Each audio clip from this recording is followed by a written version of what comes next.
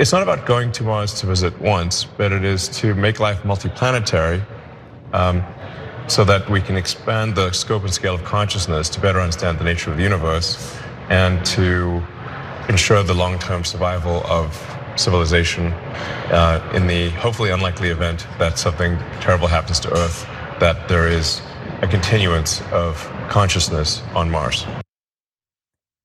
Okay, so there we're hearing from Elon Musk about his desire to help propel us to a point where we can understand the scope and scale of the universe, delivered by a guy who doesn't understand the difference between sex and gender, a dude who understands so little about life, about relationships, about fatherhood, but he's the one that's going to expand our brains to the size of the universe. So that's great. And I love hearing him talk about, like, what if our society was facing some sort of existential threat, as if we're not knee deep in it right now.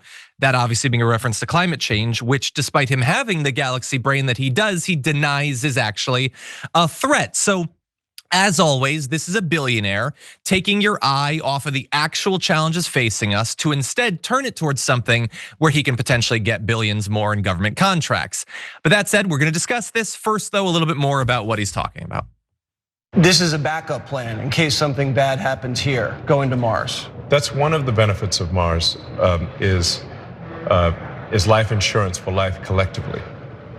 So eventually, all life on Earth will be destroyed by the sun. The sun is gradually expanding, and so we do at some point need to be a multi-planet civilization because Earth will be incinerated.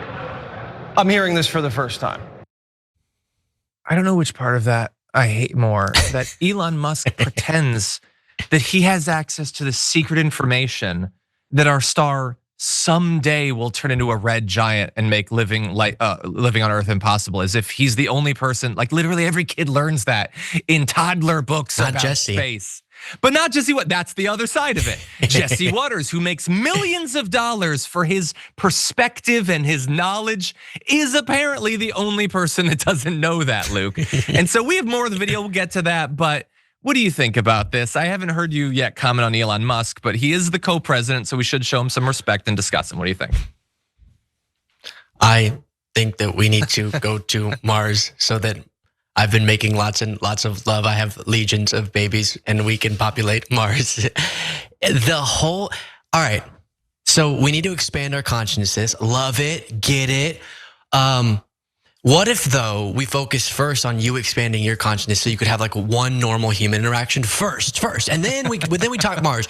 But first, just like exhibit some normal human characteristics. I did love Jesse going, well, no way. That's just absolute. The sun. You're saying the sun is gonna do that? Wow, never heard of such a thing. And then Elon is eating it up because he's like, yes, I discovered this myself.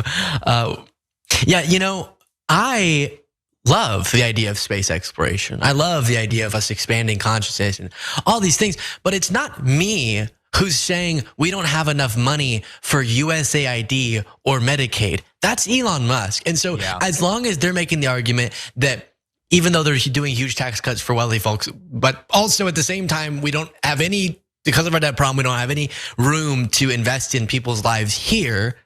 But simultaneously, we have just a few trills sitting around to go populate Mars. It doesn't exactly make a whole lot of sense to me, John. It does not to me either. You said there you love the idea of space exploration. I think if I'm being honest, I have to say I used to, and I think Elon Musk killed it. I don't think I do anymore. I mean, oh God, I grew up Star Wars, Star Trek, sign me up. That was all I was as a person. Now, when I think about it, I think about him. I think about him wanting to take our tax dollars. I think about his lies about the pace that it's gonna happen. By the way, here's a fun thing, if any Elon Musk fans are in the audience. In a 2021 podcast interview, he said that he would land a human on Mars in 5 to 10 years. So TikTok MFer next year, I guess maybe it'll happen. Maybe a little bit after that, but and I bet you'll be driving around in the Tesla Roadster then too, which is also supposed to come out any minute. So he's just a liar and an exaggerator and a con man, and he's so hopped up on his own perceived genius. And I honestly find it harder and harder to blame him on that, John, when he's surrounded by people like Jesse Waters. John, what? Unacceptable. I'm just Am I still being stuck. disrespectful? It's just, how could you not see the value of this after we saw Katy Perry and Gayle King go to space? Like, how could you give up on space exploration after that? And I do want to say about all of this yammering you're going on with, to quote Gayle King, have you ever even been to space, John? No. Damn it. I haven't. I've been in some tall buildings. I've gone in that direction, but I guess I'm not an astronaut like Gayle King. But anyway, yeah, no, you're right. And look, I want to go to Saturn and I want to do all of that stuff, but he doesn't have to be involved in it, actually, I don't think. We don't have time for the third video. I will just say, to tie this back to politics, Trump's budget for NASA this year is gonna slash money to the ISS crew, and it's gonna allocate more money for Elon Musk. I've read something about like a quarter of their budget is gonna be reallocated to his hype machine of missions he's never gonna actually run.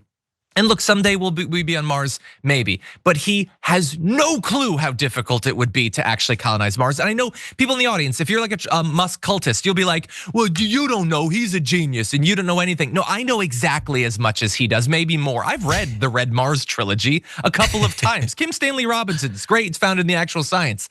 I don't think he knows anything about it, any more than he does about car engineering or coding or whatever. All he knows is his weird obsessions and fetishes. If Mars was on Twitter, he would have already DM'd it asking if he could knock it up. That's what he knows. He doesn't know science. That's it. Any other thoughts before we move on? I think I'll just end. My brain is still on that Blue Origin thing. I think I'll just end on a Katy Perry quote. We're not just really think about this, John. Really think about it. Close your eyes. Okay. We're not just taking up space. We're making it.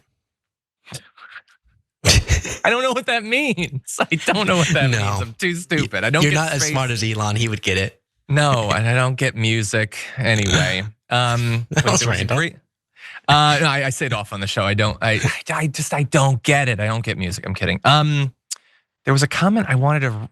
Where did it go? Basically, you don't like that? Is that what it's like these days? That's how it's all that. I weirdly was obsessed for a few years with Glee for a person who doesn't actively listen to music very much. Javier Fernandez says in the chat, John went to the North Pole, he's an elf. Yeah, I used to be able to at least say that I had that over the billionaires, but apparently now Mark Zuckerberg has taken his super yachts to Svalbard, so I don't even have that as an advantage anymore. If you enjoyed that, make sure that you never miss another video by subscribing. And if you want a little more, consider hitting the join button and becoming an actual member. But you're probably wondering, why the hell would I do that, John? First off, calm down. The stakes in this are very, very low. But also, when you click the join button and you become a member, you get access to bonus content that I make every week, and it's a ton of fun. You get access to tons of custom emojis and more besides that. By the way, if you join at tier 3, you even get access to a monthly member hangout with myself and other awesome people, and we always have a great time. By the way, you'll get all that going forward, but you also unlock years of the back catalog. That is literally 100 or more bonus clips, top 10 lists, debates, and more. What are you waiting for? Click the join button below. Your support powers our show, and we couldn't do it without you. Or at the very least, I wouldn't really want to try. Viewers like you keep me here, so thank you in advance for joining.